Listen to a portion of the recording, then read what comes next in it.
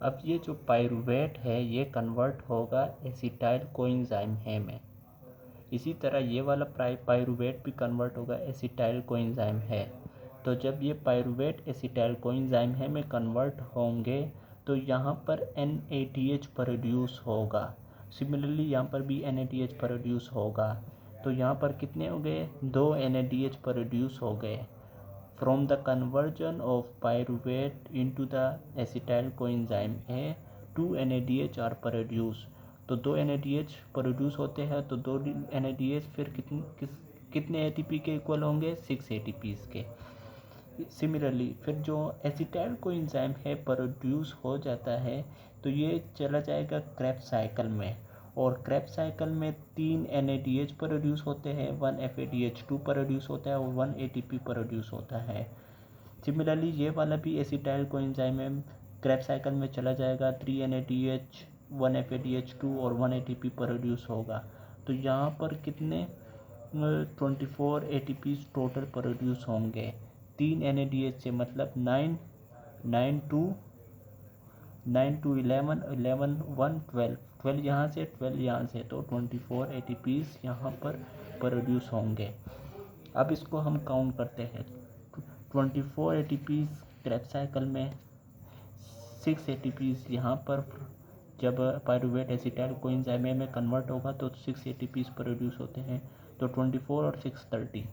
Similarly glycolysis में जब glucose convert होता है पाइरूवेट में तो यहाँ पर 2 ATP और 2 NADH प्रोड्यूस होते हैं, तो 2 ATP एज इट इज़ और 2 NADH 6 इक्वल, मतलब 6 to 8, 24 6 30 30 और 8 38। तो ये सेंटेंस यहाँ इस तरह प्रूफ हो गई कि 1 ग्लूकोज मॉलिक्यूल प्रोड्यूस 38 ATPs। अब hormones do not regulate Krebs cycle directly, और ये भी याद रखें कि many of the enzyme involved in Krebs cycle are calcium sensitives and the calcium allosterically activate those enzyme. मतलब ये याद रखें कि क्रेब्स साइकिल में जो एंजाइम इन्वॉल्व है उसको कौन एक्टिवेट करता है? उसको कैल्शियम कंट्रोल करता है, यानी कैल्शियम कंट्रोल करता है, एक्टिवेट करता है, सेंसिटिव है calcium. When muscles are working, ATP concentration decrease and ADP and AMP concentration increase.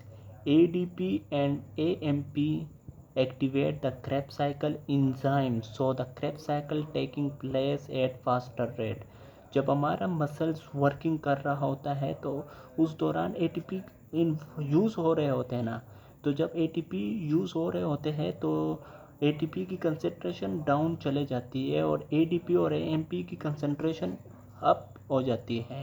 तो ये ADP और AMP क्या करते हैं? ये एक्टिवेट करते हैं एंजाइम, क्रेब्स साइकिल की एंजाइम को एक्टिवेट करता है कि क्रेब्स साइकिल को चलाओ, फास्टर रेट में चलाओ। तो इस दौरान फिर क्रेब्स साइकिल फास्टर रेट पर होता है और हमारे पास ATP की कंसंट्रेशन डिक्रीज़ हो रही होती है, तो इसको ये इंक्रीज़ कर देती है। Similarly, in a high metabolic cell such as muscle cell, NAD positive and FAD concentration increase, and these two will activate the Krebs cycle enzyme।